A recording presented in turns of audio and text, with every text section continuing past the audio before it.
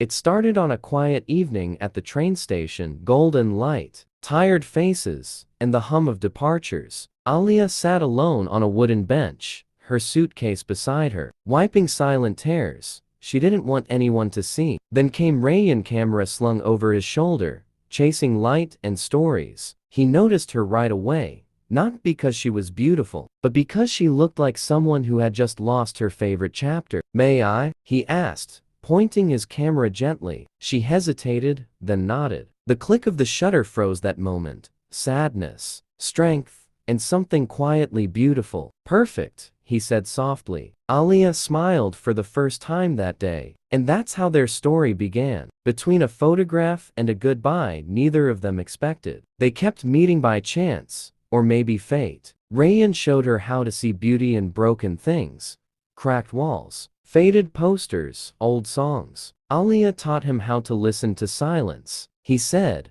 "The camera lies less than the heart." She replied, "Then maybe your camera can remember me when I'm gone." Every moment with her became a picture he couldn't stop taking. Every laugh of his became a promise she couldn't believe would last. But love, real love, often hides its endings in its beginnings. It started with small things, dizziness, fainting, and a pain she hid behind smiles. Until one day, the truth came out. Alia was sick, a rare condition, silent and cruel. The doctors said there's time, but not forever. Rayan refused to accept it. He traveled miles for doctors, remedies, miracles. But all she wanted was time. Time with him, time with love. "I don't want to be cured, Rayan," she said one night under the stars. "I just want to be remembered." They made a list together. 10 things to do before the last goodbye. 1. Watch the sunrise by the sea. 2. Dance in the rain. 3. Take a photo every day. 4. Write letters they'll never send. 5. Kiss without words. 6. Visit her childhood home. 7. Laugh until it hurts. 8.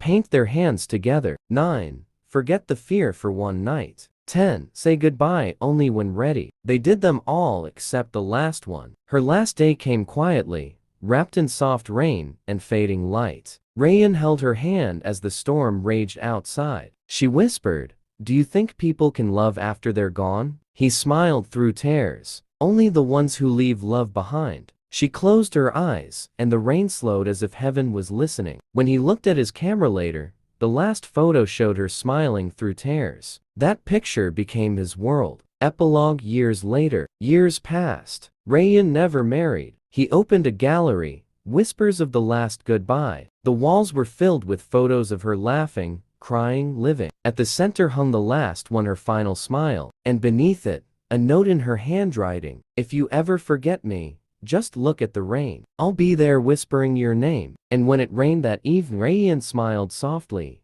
whispering back, "I never forgot, Alia. I never could." The city was asleep beneath a curtain of rain. Streetlights blurred into golden tears, and the sound of water on rooftops became the heartbeat of the night. Alia sat by the window, her head resting on Rayan's shoulder. The room smelled of coffee and paint, the scent of the small world they had built together. But behind her smile, there was a quiet pain, a truth she could no longer hide. Rayan noticed it in the way her laughter trembled, how her hands shook when she tried to pour tea, how her eyes lingered too long on the stars. Finally, he asked, his voice barely above a whisper, "Alia, what aren't you telling me?" She froze, her breath hitched, and for a moment, she looked like she might lie again, but she didn't. She turned to him, her eyes glistening. "Rayan, it's getting worse." The words broke something inside him. He took her hands, cold and fragile, and pressed them against his lips. "There has to be something, a treatment,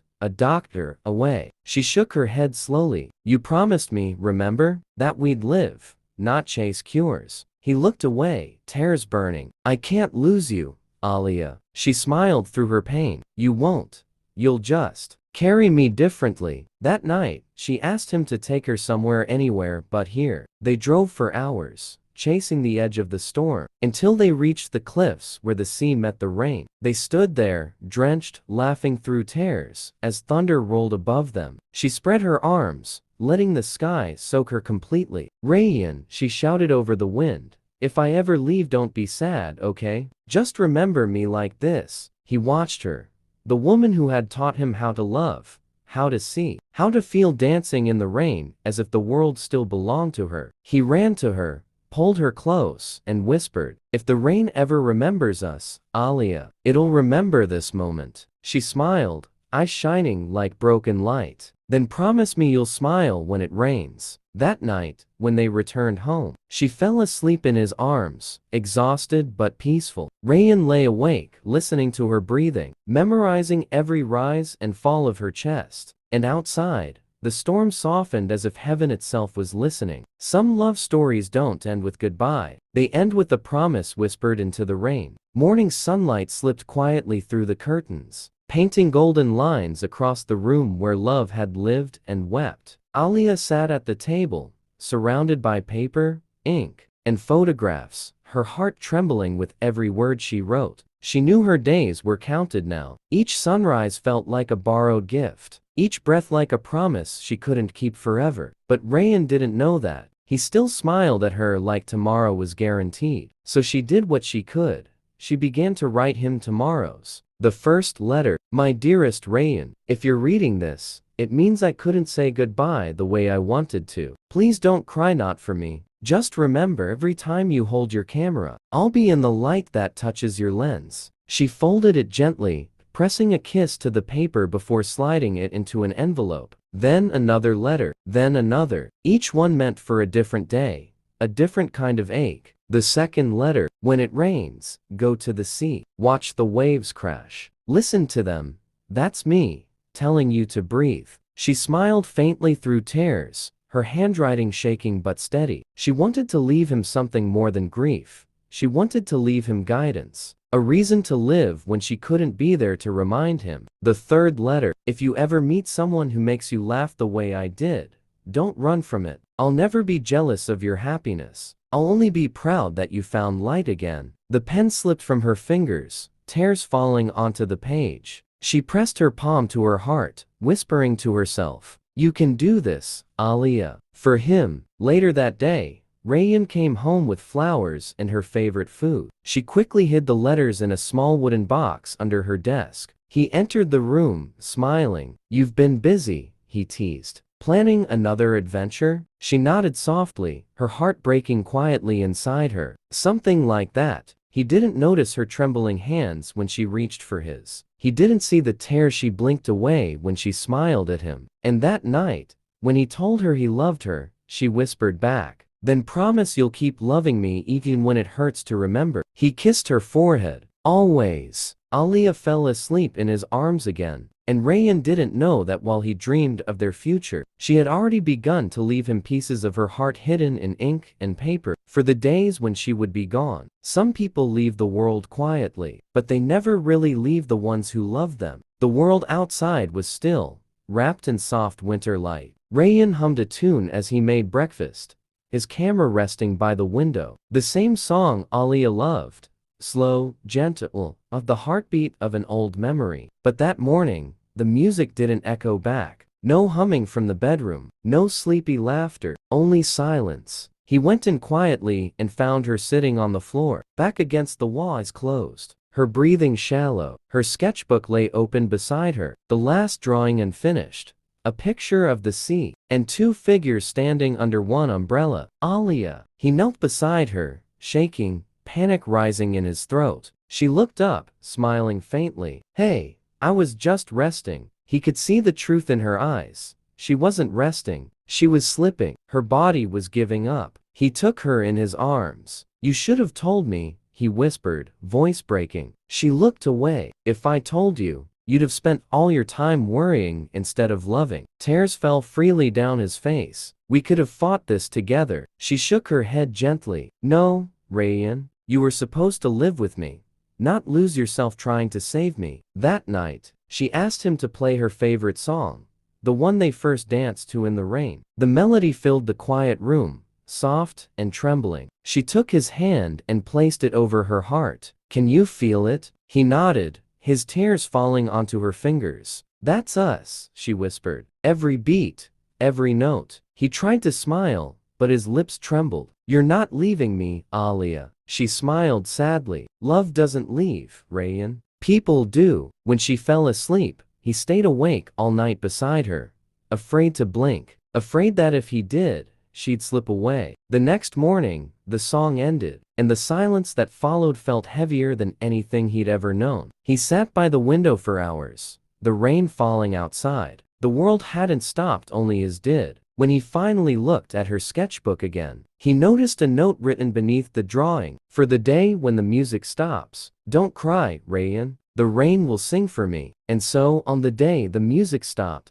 love learned to listen to silence. Days passed in silence. The house was still too still. Alia's laughter no longer danced through the halls. Her footsteps no longer echoed across the floor. Rayan wandered through the rooms like a ghost, touching the things she left behind. Her paintbrushes, her scarves, the half-finished sketch on the wall. Everything smelled like her. Everything was her. But she was gone. One evening, as the sun slipped below the horizon, he opened her desk, searching for something, anything to hold on to. That's when he found it, a small wooden box, tied with a ribbon. A note lay on top. For my Rayan, open only when the world feels too heavy to carry. His hands shook as he untied the ribbon. Inside were letters, neatly folded and numbered, each sealed with her handwriting. He opened the first one, his tears blurring the words before he could even read them. Letter 1. My love, if you're holding this, it means you've made it through the hardest day, the one where I couldn't stay. I know it hurts. I know it feels unfair, but promise me you'll keep breathing, even when it feels like you can't, because every breath you take now carries me too. He pressed the paper to his lips, sobbing quietly. Letter 2. Go to the place where we first met, the train station. Sit on the same bench. Watch the people come and go. You'll realize that love doesn't end, it just changes trains. So he did. The next day, he sat on that same bench, camera beside him, heart breaking and healing all at once. As trains came and left, he felt her there, in the sound of wheels, in the wind, in the quiet echo of that first day. Letter 3. Remember the sea, Rayan? The night we danced in the rain? Go there again.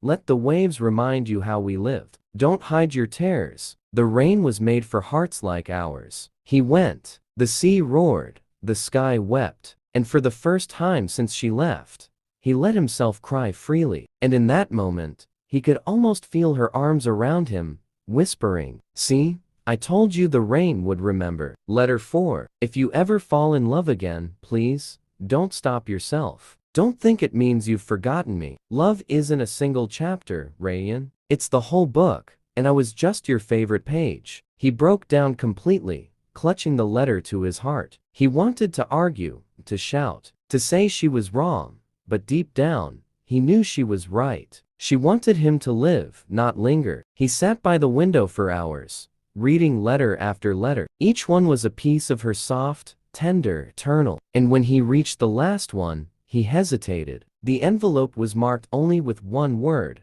tomorrow. He opened it slowly. The final letter. My dearest Rayan, if you're reading this, it means you've learned to live with the rain, to smile through the ache. You've kept your promise. You've carried me beautifully. But now, it's time to stop surviving and start living again. Look out the window tonight. If it rains, that's me coming back. One last time to say thank you. Thank you for loving me in a world that forgets so easily. And when you whisper my name, I'll hear it. Alia. That night, it rained harder than it had in months. Rayan stood by the window as closed, whispering her name into the storm. And somewhere between thunder and tears, he heard it, faint but real. Her laughter, echoing softly through the rain. I never left, Rayan. I just became the rain. Some love stories never die, they simply learn new ways to stay. Years passed like soft whispers through a broken clock. Seasons changed. The city healed. But Rayan, he lived somewhere between yesterday and forever. He didn't stop loving her. He simply learned to carry her differently. His work,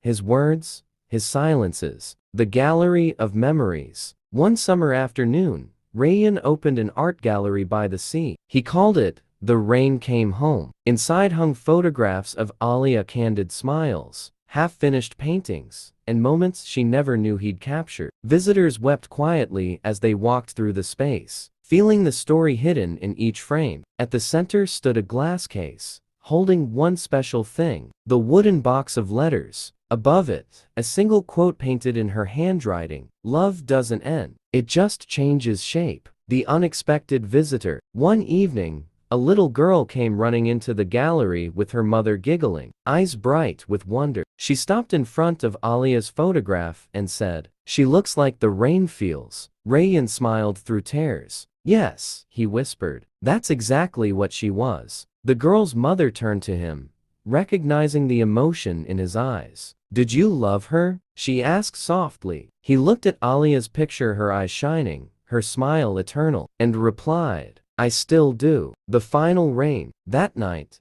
after everyone had left, Rayan locked the gallery and walked to the sea. Dark clouds gathered above, and the wind carried the scent of a storm, the same kind of night they once danced beneath. He closed his eyes, raising his face to the sky. The first drop fell, then another, until the rain returned, soft, endless, forgiving. He whispered into the storm, "Alia, it's raining again." And in that moment, he heard her not in sound, but in soul. A voice carried through the rhythm of the raindrops, gentle and warm. "I told you, Rayan, the rain will always come home." He smiled, tears mingling with the storm, and for the first time in years, his heart didn't ache, it glowed. Because he finally understood love wasn't meant to be held forever. It was meant to be felt forever. Epilogue tomorrow. The next morning, the gallery doors opened again, but this time, there was a new photograph, taken just the night before. It showed the sea, the rain, and a faint silhouette of two figures holding hands in the mist. Beneath it, a small plaque read, "Whispers of the Last Goodbye, Two Souls, One Story, Infinite Rain." And as the waves crashed outside, the world seemed to sigh softly, as if love itself had finally found its way home. The end. A story of two hearts that refuse to forget, because some goodbyes echo forever.